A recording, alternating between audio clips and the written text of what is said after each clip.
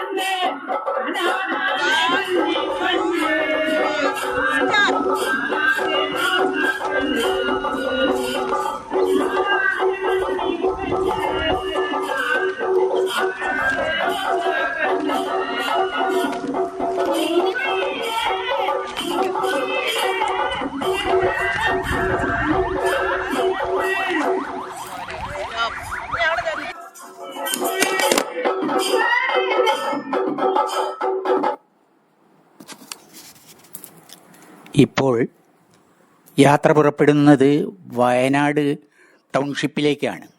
2024 July 30 Chooralmala, Mundakkai, Punchirimattam, വെള്ളാറമല എന്നീ 4 ഗ്രാമങ്ങളെ മലവെള്ളം ഒഴുക്കിക്കൊണ്ടുപോയി. മരണപ്പെട്ടവരിൽ ശേഷിക്കുന്നവരെ പുനരധിവസിക്കുന്ന സ്ഥലമാണ് ടൗൺഷിപ്പ്.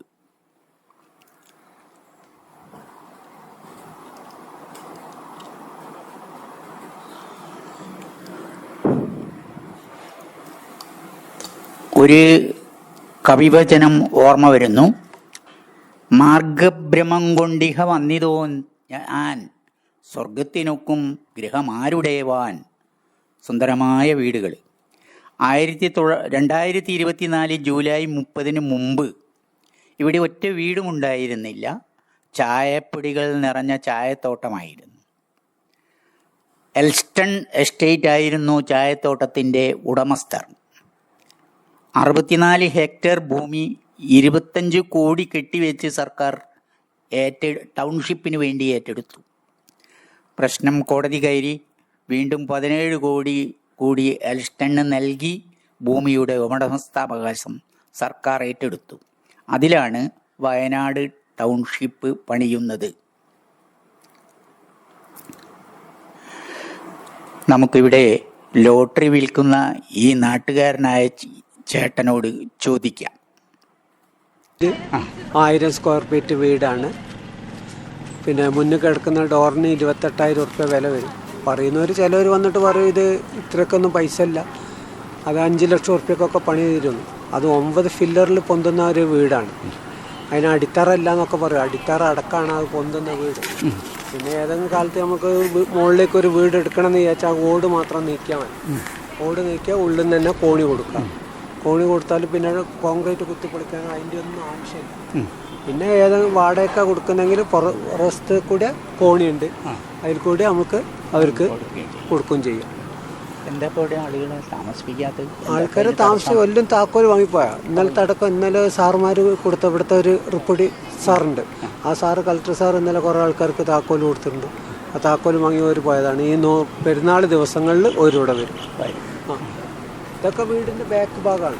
നമ്മൾ ഈ കരിങ്കല് കെട്ട് എന്ന് പറഞ്ഞപ്പോൾ സാറ് കാണുന്നില്ല, അതാണ് അതിൻ്റെ കോൺക്രീറ്റ് ഫില്ലർ. അതാണ് 9 ഫില്ലറിൽ പൊന്തുന്നതാണ്.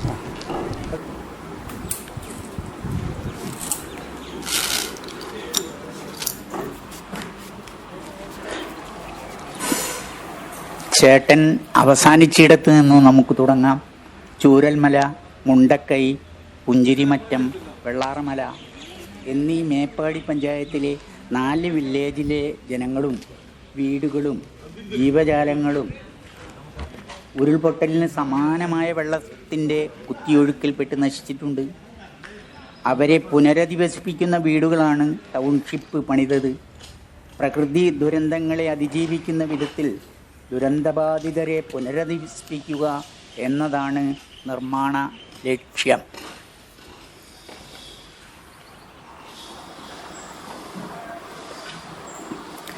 ഊരാലിങ്കൽ ലേബർ കോൺട്രാക്ട് സൊസൈറ്റിയാണിത് നിർമ്മിക്കുന്നത്. 7 സെൻറ് സ്ഥലത്താണ് ഓരോ വീടും പണിതത്. 1000 സ്ക്വയർ മീറ്റർ ആണ് വീട്. 178 കുടുംബങ്ങൾക്കുള്ള വീടുകളാണ് പണി പൂർത്തിയായത്. അടിത്തറ ആവശ്യത്തിൽ കൂടുതൽ ബലത്തിലാണ് പണിതത് എന്ന് എല്ലാവരും സമ്മതിക്കുന്നു.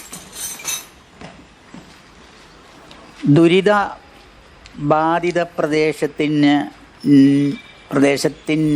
അല്ല വയനാട് ടൗൺഷിപ്പ് പണിതിരിക്കുന്നത്. ദുരന്തം ബാധിച്ചത് മേപ്പാടി പഞ്ചായത്തിലെ 4 വില്ലേജിലാണ്.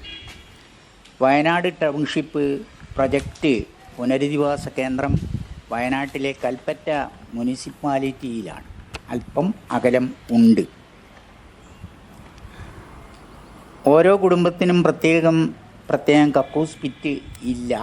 മാലിന്യങ്ങൾ ഭൂമിക്കടിയിലൂടെ ബയോഗ്യാസിലെത്തിക്കുകയാണ്. ഓരോ കുടുംബത്തിനും വേണ്ടി സോളാർ പ്ലാന്റ് സ്ഥാപിക്കുന്നുണ്ട്.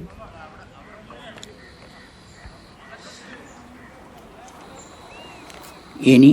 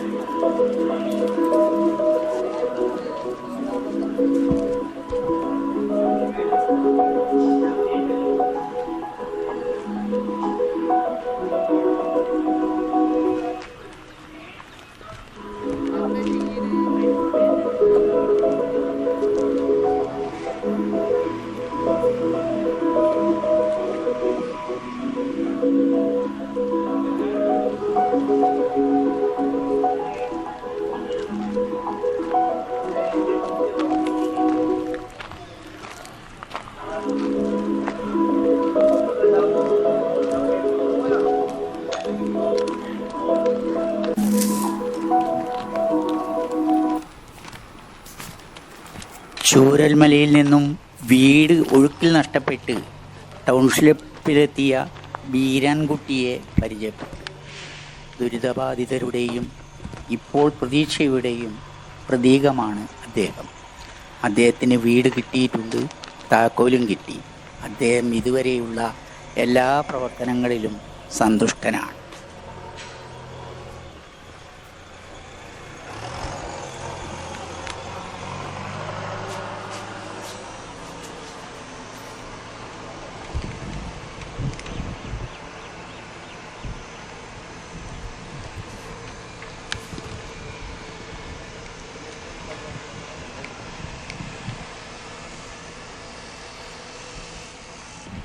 ഒരു 2 മാസം അധികം ആദ്യം പ്രഖ്യാപിച്ച ഇവർക്കൊന്നും ചെയ്യാൻ പറ്റില്ല.